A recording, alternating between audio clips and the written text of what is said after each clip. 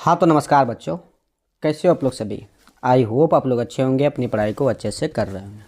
तो देखिए, आज के इस लेक्चर में हम लोग क्या करेंगे कि क्लास 10th का हिंदी का जो चैप्टर नंबर 5 है, क्या है, नगरी लिपि, उसका हम लोग ऑब्जेक्टिव क्वेश्चन आंसर करने वाले हैं। ठीक है, तो देखिए यहाँ आपको 4 ऑप्शन मिलेगा। ठीक है, मैं क्या करूँगा, उन चारों ऑप्शन में जो सही होगा उसको टिक करते हुए आगे बढ़ जाऊँगा। ठीक है, आपको चाहिए क्या कि वीडियो को पॉज करके उसका आंसर आपको कमेंट बॉक्स में बताना है। अगर जानते होंगे तो वीडियो को पॉज करके उसका आंसर आपको कमेंट बॉक्स में बताना है, नहीं तो कंटिन्यू रखना है। ठीक है, चलिए देखिए यहाँ पहला क्वेश्चन क्या लिखा है। लिखा गया है कि नगरी लिपि के लेखक कौन है। तो कौन है, तो गुणाकर मूल्य लिखा गया ऑप्शन नंबर ए में, इसीलिए इसका जो राइट आंसर हो जाएगा क्या, ऑप्शन नंबर ए इसका राइट हो जाएगा। ठीक है अगला क्वेश्चन है कि नगरी लिपि शीर्षक पाठ साहित्य की कौन सी विधा है। तो कौन सी विधा है, तो ये निबंध है। लिखा गया ऑप्शन नंबर बी में, इसीलिए इसका जो राइट आंसर होगा क्या, ऑप्शन नंबर सी इसका ऑप्शन नंबर बी इसका राइट हो जाएगा। ठीक है, अगला क्वेश्चन है कि गुणाकर मूल्य द्वारा रचित निबंध कौन सी है। तो कौन सी है, तो नगरी लिपि है। लिखा गया ऑप्शन नंबर सी में, इसीलिए इसका जो राइट आंसर होगा क्या, ऑप्शन नंबर सी इसका राइट हो जाएगा। ठीक है आगे क्वेश्चन है कि गुणाकर मूल्य का जन्म कब हुआ था। तो गुणाकर मूल्य का जन्म कब हुआ था, तो 1935 में। लिखा गया ऑप्शन नंबर ए में, इसीलिए इसका जो राइट आंसर होगा क्या, ऑप्शन नंबर ए इसका राइट हो जाएगा। ठीक है, अगला क्वेश्चन है कि नगरी लिपि का प्राचीनतम लेख किस प्रदेश से मिलता है। नगरी लिपि का जो प्राचीनतम लेख है वो किस देश से मिलता है, तो दक्कन प्रदेश से। लिखा गया ऑप्शन नंबर ए में, इसीलिए इसका जो राइट आंसर होगा क्या, ऑप्शन नंबर ए इसका राइट हो जाएगा। ठीक है, अगला ऑप्शन ये क्या लिखा है। अगला क्वेश्चन है कि नगरी लिपि में प्राचीन मराठी भाषा के लेख मिलने लग जाते हैं। प्राचीन भाषा के लेख मिलने लग जाते हैं, तो ये कब मिलने लग जाते हैं, तो 11वीं सदी में। ठीक है, लिखा गया ऑप्शन नंबर डी में, इसलिए इसका जो राइट आंसर होगा क्या, ऑप्शन नंबर डी इसका राइट हो जाएगा। ठीक है, आगे देखिए क्या लिखा है। आगे है कि देवनागरी लिपि में कौन सी भाषा लिखी गई है। देवनागरी लिपि में कौन सी भाषा लिखी जाती है। तो ये हिंदी भी लिखी जाती है, नेपाली भी लिखी जाती है, मराठी भी लिखी जाती है, यानी इनमें से सभी इसका राइट आंसर हो जाएगा। लिखा गया ऑप्शन नंबर डी में, इसीलिए इसका जो राइट आंसर होगा क्या, ऑप्शन नंबर डी इसका राइट हो जाएगा। ठीक है, अगला क्वेश्चन है कि उत्तर भारत से नगरी लिपि के लेख कब से मिलने लगते हैं। तो ये 9वीं सदी से। ठीक है, लिखा गया ऑप्शन नंबर सी में, इसलिए इसका जो राइट आंसर होगा क्या, ऑप्शन नंबर सी इसका राइट हो जाएगा। ठीक है, आगे क्वेश्चन है कि हिंदी के आदि कवि है। हिंदी के आदि कवि कौन है, तो सरपाद है। ठीक है, सरपाद लिखा गया ऑप्शन नंबर डी में, इसीलिए इसका जो राइट आंसर होगा क्या, ऑप्शन नंबर डी इसका राइट हो जाएगा। ठीक है, आगे देखिए क्वेश्चन क्या लिखा है। आगे क्वेश्चन है कि सरपाद की कृति है। सरपाद की कृति है। ठीक है, तो ये क्या है, तो दोहा कोश। लिखा गया ऑप्शन नंबर ए में, इसीलिए इसका जो राइट आंसर होगा क्या, ऑप्शन नंबर ए इसका राइट हो जाएगा। ठीक है, अगला क्वेश्चन है कि नगरी लिपि के लेखक कौन है। तो कौन है, गुणाकर मूल्य। लिखा गया ऑप्शन नंबर सी में, इसीलिए इसका जो राइट आंसर होगा वो क्या होगा, ऑप्शन नंबर सी इसका राइट हो जाएगा।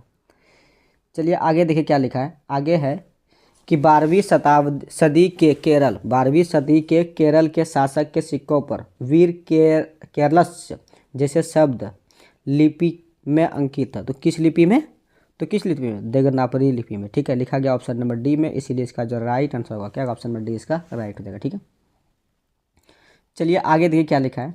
अगला क्वेश्चन है कि ईसा की 14वीं-15वीं सदी के विजयनगर के शासकों ने अपने लेखों की लिपि को कहा है। लेखों की लिपि को कहा है, तो कौन लिपि कहा है, तो नंदीनागिरी। कौन लिपि, नंदीनागिरी। लिखा गया ऑप्शन नंबर ए में, इसीलिए इसका जो राइट आंसर होगा क्या, ऑप्शन नंबर ए इसका राइट हो जाएगा। ठीक है, आगे देखिए क्वेश्चन क्या है। अगला क्वेश्चन है कि बेतमा दान पत्र किस समय का है। जो बेतमा दान पत्र है वो किस समय का है, तो ये 1020 ईस्वी का। लिखा गया ऑप्शन नंबर ए में, इसीलिए इसका जो राइट आंसर होगा क्या, ऑप्शन नंबर ए इसका राइट हो जाएगा। ठीक है, अगला क्वेश्चन है कि गुणाकर मूल्य ने किस पुस्तक में संसार की प्राय सभी प्रमुख पुरालिपियों की विस्तृत जानकारी दी है। तो ये अक्षर कथा में दिया गया। लिखा गया ऑप्शन नंबर ए में, इसीलिए इसका जो राइट आंसर होगा क्या, ऑप्शन नंबर ए इसका राइट हो जाएगा। ठीक है, आगे देखिए क्वेश्चन क्या है। आगे है कि महमूद गजनवी के बाद के किस शासक ने अपने सिक्कों पर नागरी शब्द खुदवाए हैं। ठीक है, किस शासक ने अपने सिक्कों पर नागरी शब्द खुदवाए हैं। ठीक है, तो किस शासक ने खुदवाए हैं, तो ये देखो, मोहम्मद गौरी ने भी खुदवाया है, अलाउद्दीन खिलजी ने भी खुदवाया है और शेर शाह ने, यानी इनमें से सभी इसका राइट हो जाएगा। लिखा गया ऑप्शन नंबर डी में, इसीलिए इसका जो राइट आंसर होगा क्या होगा, ऑप्शन नंबर डी इसका राइट हो जाएगा। ठीक है, आगे देखिए क्वेश्चन क्या लिखा है।